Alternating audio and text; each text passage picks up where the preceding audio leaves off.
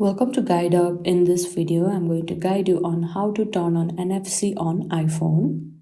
I'm going to guide you through a very simple process.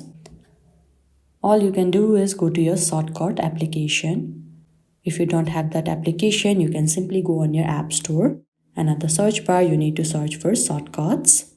At the first, you can see the option. Simply tap on it. And make sure you get the application. Here I already have the application, so we can simply tap on open.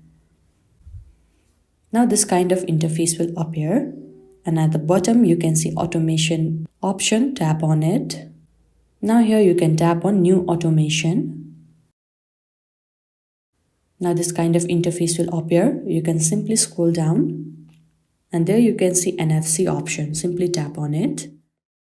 Now in order to enable it, you need to simply tap on scan. Now this kind of interface will appear. Now you need to hold your device near the NFC tag.